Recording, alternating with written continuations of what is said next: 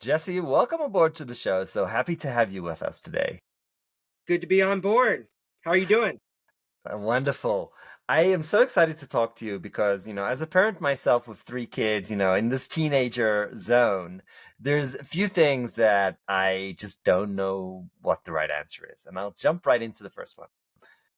I have this conflict between you want to make your children stronger and expose them to challenges and kind of push them. But on the other hand, you want to give them this like safe environment where, you're not hurting them emotionally in any way. What's your take on this? How do we balance those two? Yeah, it's a delicate balance, isn't it? A tightrope. How old are your kids? So got 12, 10, and 5. Okay, so spread out a little bit. You're dealing with a little bit of preteen coming on. And so I feel like it's one of these things with a lot of parents, and I think this just comes naturally to most people, is you want them to have a better life or an easier life than you had. And Right. that's why you work hard and you do all the things that you do so that you can provide for them in that way. The trouble with that is a lot of what makes you great in what you do is the adversities and the challenges that you went through. And if you don't, it's like lifting weights, right? If you go and you lift weights, you're actually tearing down the muscle and it builds back stronger. So you're helping your children develop their character, their resilience, and their grit. And that comes through them actually doing difficult things. So it is within the parameters of your judgment, obviously, as a parent. And your 12-year-old or your 10-year-old might be totally different what you do with them than your 5-year-old based on their personality, what they're into. And I know that my background is basketball. I was just so into basketball growing up. I just was dribbling a ball all around, just a crazy guy into basketball. And what you find is when you have teammates, you might have a teammate where you need to yell at him and punch him in the chest before the game to get him fired up so that he plays his very best. And that's what works for him. Where another teammate, you could barely raise your voice because if you do, he'll completely shut down. So it isn't a one size fits all. And that's what makes it challenging for you as a parent because it's not just like, oh, here's what you should do in this exact situation, because it depends also on the kid and how they Yeah. respond. But Oh I my would God. really I go ahead. I had my first two kids and I'm like, I got this, they're both gifted and talented, everything's fine. Like I as a parent, I am pretty awesome. I got my shit together. This Yeah. third one, walk in the park. Yeah. When this is how you feel, you're in a slap in the face. It's coming, a punch in the gut. It's coming soon. My third, he basically got kicked out of two daycares. And I'm No way. like, clearly I don't know what I'm doing and what worked for, thing one and thing two does not work for thing three. Yeah. It, we've got to acknowledge this. We've got to acknowledge that kids are different from each other. I think that's such an important point. I appreciate that. Yeah, yeah, that's a fun one. As a thing three myself, the baby in the family, I know I got away with a whole lot more than my older brother and sister did because my parents were tired, I'm pretty sure. Yeah. Oh And my they're God. like, he's not Yes. gonna die if he falls. He's gonna be okay. He'll heal, and everything's not the end of the world. And so they're more relaxed. And I don't know if I got kicked out of any, preschools or anything like that. But it sounds like you got a feisty one on your hands. I'll tell you something. I was the feisty one. I was thing three. I was incredibly independent and feisty. And I'm thinking like this son that I love to death is here to punish me for what I did to my parents growing up. Like this is payback time. It's And hard to get my mad because you're like, ugh, this is I me. know Like exactly where that came this from. is this is a clone of me, so how can I be upset? My mother-in-law, she says to me, so we left the kids, all three of them, in Lithuania where she lives, and we went to Italy to do like a road trip, just myself and the wife. And we come back, and my mother-in-law Whoa, whoa, says whoa. to no, no, Let's, let's my clear it up. mother-in-law, that's Freudian. I mean, the research can go into that. She basically says with a heavy, Russian accent, she says to me, you guys are very strong. And she says it while looking at my youngest son, Oh, thinking it's a compliment, but we know what she's talking about. reading between the lines a little bit there. Yeah. Wait, so you're Lithuanian and your wife is Russian? No, so it's a Russian accent because everybody in ex-Soviet Union has this Wow. kind of Russian accent, and everybody kind of speaks Russian, obviously. But a lot of them won't admit it because there's this animosity, if you don't know, Yeah, between the yeah, ex-Soviet Union countries and then what we call Mother Russia, right? So actual Russia today. So there's a lot of animosity there. So even though they have the accent, they speak the language, don't necessarily like each other. yeah, yeah, yeah, So I gotta ask you, okay, yeah, um, going down this path and journey of like we want to, many of our children are so lucky to live these shielded lives, but you said something so important. It's our adversity that made us the people that we are today. Now, I don't want my kids to be on the street like I was, but I want them to get the sense that they can accomplish difficult or what they might think is impossible things. How do we do that as parents? yeah. So you have to let them fail within reason. Like you said, being out on the street is probably a little too far and not the right choice for you as a No parent for shit. your 5-year old or your 10-year old or your 12-year old. But if they don't learn to fail, because the hardest thing a kid knows is the hardest thing that they know. Yeah. So sometimes we'll have kids Wait, that come, hold on. That's so important. I mean, yeah, you said it as if it's like, oh, everybody's gonna.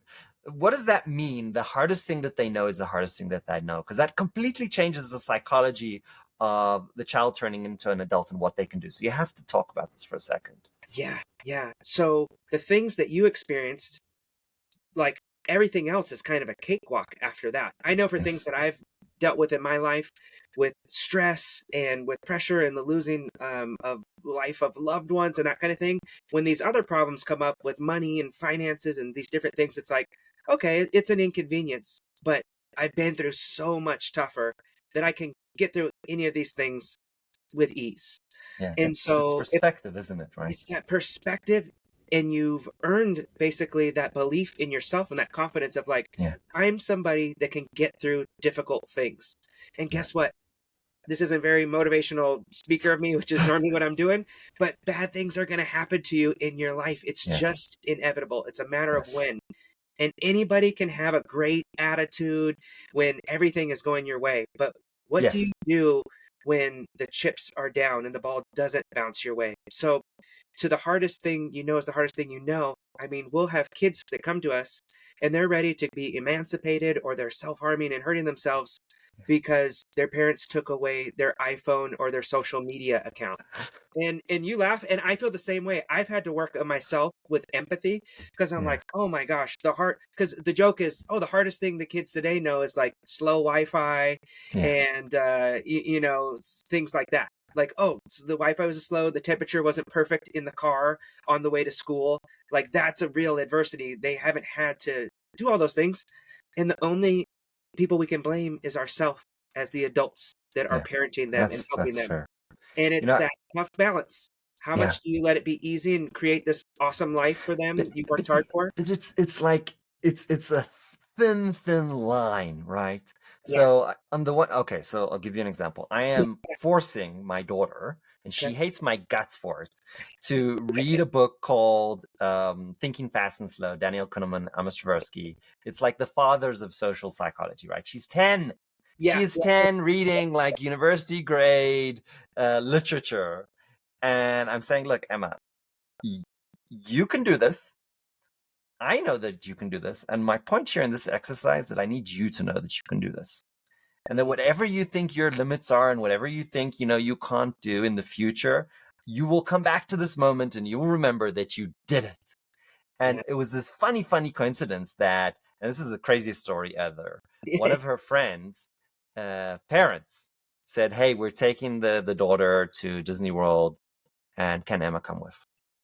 And they paid for the whole thing. We tried to pay them back. They wouldn't take the money. And coincidentally, this coincides with the book.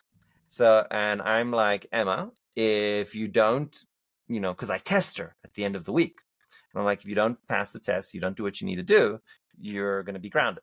Now, I didn't mean that you're not going to go to Disney World. That would be, too much.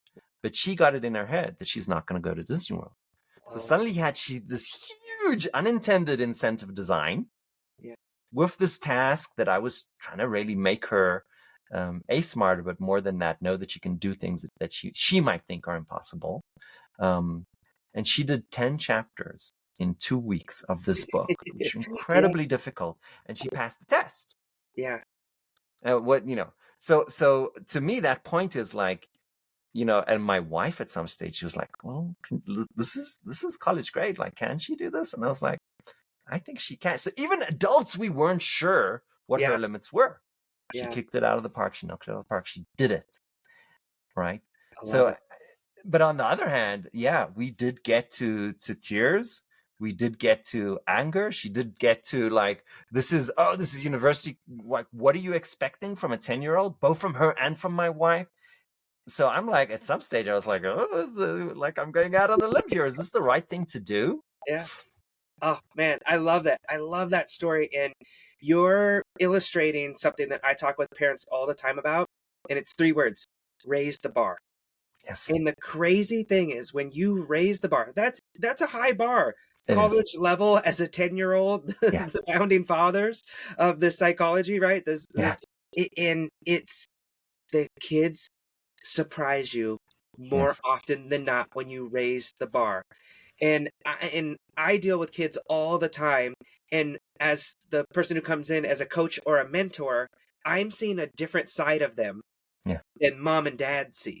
And it's yeah. so easy with mom and dad to have the whiny side, the it's too hard, the complaining side. Oh, this is amazing, right? Okay. Go. Children behave differently in different environments.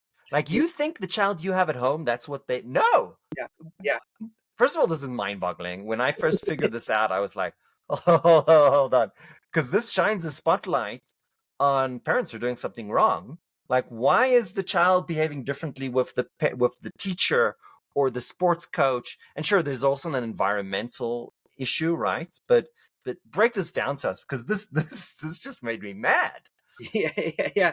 Well, it is the truth. And a lot of times you're thinking as the parent, oh, they're not going to be a good communicator with adults or a good teammate or participating in class.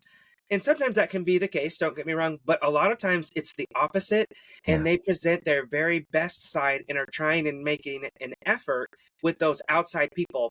It's just how I'm the same way. I have amazing mom and dad, and to this day, as an adult, they kind of drive me a little bit crazy because they're my mom and dad, and I yeah, spent so much time around them, and I know their ticks and mannerisms and what drives each other crazy. And so with your own family, I'll give you an example. We'll have a call like this and be talking with a kid, and it'll be go so great. And we'll have all this great stuff. And then they'll go to mom and dad and be like, oh, it was so hard and it was so painful and so scary. And I tell the parent, I'm like, just so you know, they were absolutely awesome. They were funny, they were charismatic, they were vulnerable. And you have to not reinforce this behavior at home, because yeah, they know when they do that, they get out of having to go to school, they get out of having to do homework and do anything outside of their comfort zone. yeah, So, yeah, you're not alone in that. Don't think that you're crazy.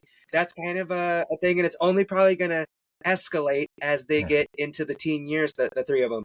yeah. So okay, this is borderline cancel culture zone, but I tell my kids that I don't care about their schooling.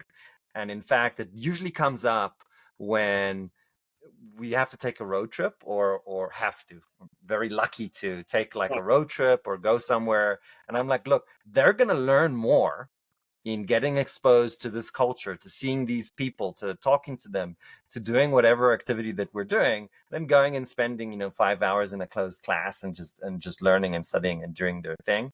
Here's how my kids respond. They're upset with me that they're losing school. Wow.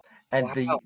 the most powerful thing that I think you can know if your child is doing well at school is just by doing that test Do they and want to be seeing, there? do they exactly. Okay. Okay. Yeah. So Yeah. exactly, you're Yeah. exactly right. So if they're like faking, being sick, and you're like, okay, no problem, you don't have to go to school, and they're like, and they jump on it, and it's like, oh, that, yeah, yeah, I'm really sick, blah blah blah, but they're not sick. That's a red flag. Yeah.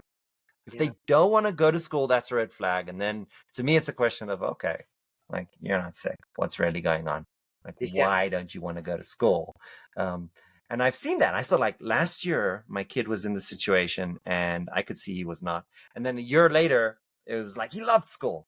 So I'm like, okay, there's something going on there. It's bullying. It's a teacher. It's something there that you need to figure out. And they won't tell you, obviously. So you need to notice in order to figure it out. Yeah. Do you feel like your kids in, 10 and 12, 5 isn't really fit in this question, but are they into the social aspect? Do they like having the friends that they have in their Oh my god. classroom?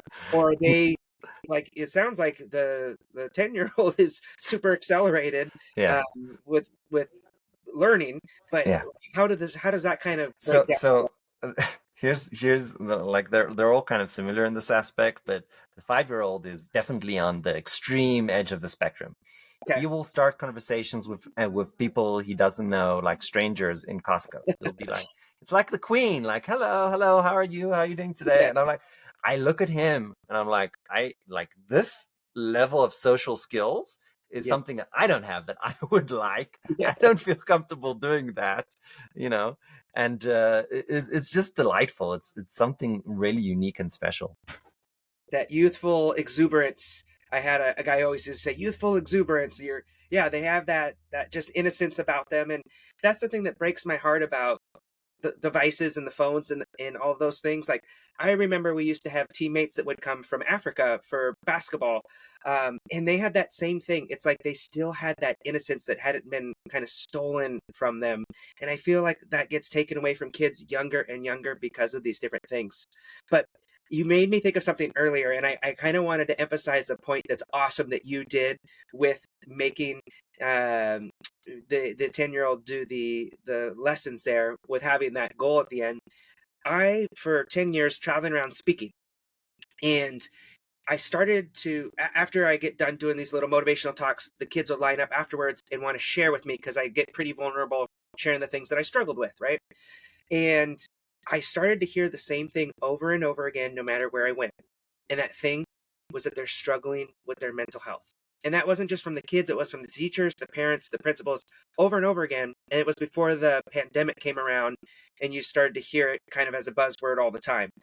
And so finally, after hearing this in the big cities or when we are out in the rural country areas, we looked into it and we're like, all right, we got to figure this out. Clearly, there's a big problem here.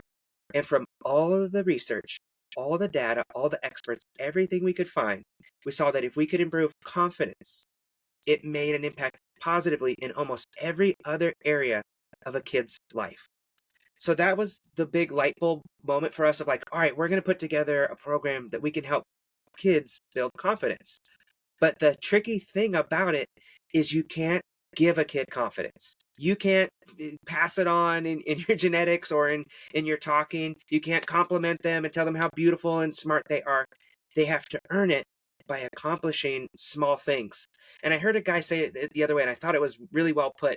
Of every time you get a small win, you accomplish something, you get another piece of paper, and you're stacking up that undeniable proof. So you know that you deserve and you've earned that self belief in yourself. And it doesn't matter what people out in the world say or trolls are saying about you on internet. You know who you are, you know what you're capable of, and you have that stack of proof to back it up. And Yeah, so I think that's exactly what you did with your kiddo there is, hey, this is a hard thing. And maybe there was a little funny side motivation that you didn't know was going on, but it showed, wow, I raised that bar, boom, and now that self-belief is there, and then it will make such a huge impact. And you yeah, can always refer to that to your other kids as well of like, remember that time I did something like this? You could do anything. If your brother, your sister could do this, yeah. there's Oh, nothing I you set them can do. all to up to fail. The bigger one is Yeah, learning a security book. Like, it's fine. They all know that it's coming, or yeah, it's not a yeah, problem. yeah. I love what Here's you did my.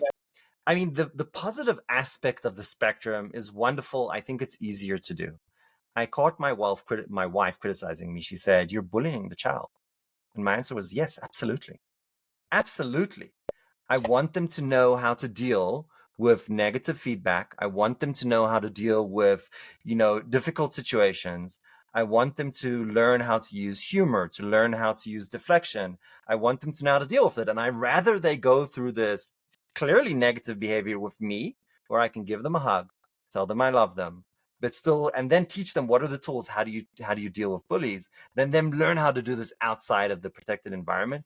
So I think there's also a space, and I don't know, maybe this is contrarian, maybe this is going too far, but I feel that there's a space to say, look, there's shit's gonna happen out there. You rather experience this with me, and I'll teach you how to deal with it, even if it feels like, I, your father, are the bully right now. Man, I love it. And of course, we aren't saying go and bully your kids, and that's not what you're doing. It's within the framework of love and looking out for their best interests. But you're being realistic that the world is tough and It is. cruel and mean, and we're big here in America on kindness. Yes. I go and speak nonstop kindness campaigns, and I love kindness, and I encourage every single person to be as kind as possible, not just for the other people, but for yourself. Yes. Like, be kind to yourself. But at the same time, equally, the other side of the coin that doesn't get talked about as much is Resilience. toughness, Yes. grit, resilience, because we can go and we can feel good and have a talk about kindness, and then you go out into the parking lot and people are fighting, just trying to get out of the parking spaces and Yeah. flipping each other off and saying mean, awful things. And you have to be prepared to be able to handle that and meet it with kindness without also being a doormat. But so many kids, and we're Hold on, seeing, hold on, hold on. This is okay. So you've yeah, you've really identified three, like, points on this triangle, yeah, and the one is kindness, the other is grit or resilience, yeah, and the other is submissiveness and being a doormat. In my opinion, these three elements are inexplicably, connected. And I think that's where you're going with this. I need you to explain the dynamics between the two and how easy it is to fall into these traps. yeah. And I could speak from personal experience. I'm a recovering doormat. And I remember someone said that to me. It was a dear friend who passed away. And he's like, hey, you're letting this college roommate situation Hmm. absolutely steal your peace because you're Right. trying to be the nice person, Yeah. and you're being a doormat right now, and you have to have a little bit of backbone and stand up for yourself. Hmm. And that was such a huge, I never forgot it. It's such a huge learning lesson for me as a young 20-year-old to be like, okay, it's sometimes you have to like put your foot down and say, this isn't okay. And Yeah. I'm big on that when it comes to how people treat you and respect you and communicate with you. And that's to your point of dealing with bullying. And a lot of kids, they don't know the difference between playful banter where you're giving each other a hard time because they didn't have a dad like you who was able to push their buttons a little bit and able to joke around and have a good time. And in sports, that's how we Yes. communicated, is you're Yes. making fun of your teammates all the time, but you're doing it from a place of love, and that's how you show that I actually like you. But if someone doesn't come from that world, they're like, why is this person being mean and they can't handle it? Yes. And there's is a little bit of a learning curve if those two worlds are going to coexist. But standing up for yourself, being kind is so important, but then also being tough and being able to get through things, because that's something that we really have an epidemic going on in our world of kids that go off to college and they're back before Thanksgiving break and don't finish out the school year because they can't Yeah. handle someone who just even has a different viewpoint on the Yeah. world than them. Which, guess what? If anyone has all the same viewpoints of you on the world, one of you isn't thinking or is probably trying to date the other person and pretending. Um, so it's just these unrealistic things where we can't handle these things, and life is Yeah. tough and it's difficult and it's confusing. But kindness, great, but you gotta have that grit and resilience on the other side, because out in the world, Yeah. it's a tough place. It's competitive. Yeah. Oh, absolutely. So there's this. I think there's an ambiguity or a conflict between resolving conflict through kindness and through setting borders. And I'll give a very short story. My son was being bullied. I told him give the bully a compliment every day. He was very young. He was only 8 years old, Okay. and I explained how to give a good compliment. And cut short story long, long story short. 3 months later, I find out that his bully and he are now friends. Right. So Say he it was again. able to. You found out what? His bully and him became friends. Right now, What? I tell that story just to showcase it. I got criticism on that story saying, look, that doesn't always work. Now, I agree. So the reason that that worked is because they were incredibly young, and I knew that there's no way that an 8-year-old child is being an asshole. Like that would be outrageous. Yeah, But the problem is that 20, 30-year-olds, yeah, they can be assholes, and kindness might not work. So you need to set borders. yeah, yeah. Man, the bullying thing is such a complex issue, and people have so many different views and issues on it. There's a great video, if anyone's listening and watching this right now, that they can check out by a guy named Brooks Gibbs, who is an awesome speaker, and his big platform was talking about bullying. And he will pull up a kid in front of the entire school, and he goes, "I want you to bully me," and he gives them a microphone, and you could say whatever you want, within reason, don't cuss or things like that, but tell me I'm, whatever, me, you don't like my shirt, you think I look stupid, my face is fat, and the kids go in on him, and he just reacts the first time. And you see him get mad. No, I'm not. You are. Da, da, da, da. And it just escalates, escalates, escalates. Then he goes, "All right, you got me that time. Let's try it again and see if you can get me." And on the second time, I think you know where this is going. He just, "You're probably right. I am short, and I'm not very smart, but I really like your shoes," and starts complimenting them, and it totally diffuses the situation.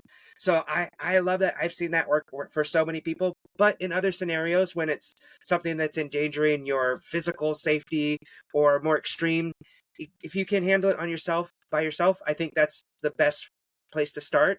And then you got to get an adult involved if it escalates in those types of things. But yeah, I love that. Dude, you're doing a lot of great stuff. I think you're you're doing really well there. Yeah, I think parenting is the art of, doing the right thing and fucking up, and you're going between the two probably on a daily basis. Well, Um, in Lithuania, you guys have to take a test before you can have kids, right? You have to pass a parenting test, isn't that no, right? maybe that's somewhere else. Or it's new. I'm not No, familiar with no, that. I'm messing with you. It's just like you don't. There's no. You gotta get a Yeah, I to get a driver's license. You got to take a test. You do that's right. anything else, you got to. But the most important thing, we all agree. Like every person that's messed up, it's like, well, let me tell you about their childhood and their dad was an alcoholic or beat them or whatever the thing is. It's like, how do we not have some better systems in place? All it takes is, just making them. Jesse, I have one last question to you. Yeah, yeah. Um, if you had to go back, and this is a difficult question, but I think you're going to do well. If you had to go back to 20-year-old Jesse or earlier even, what would your advice be to him?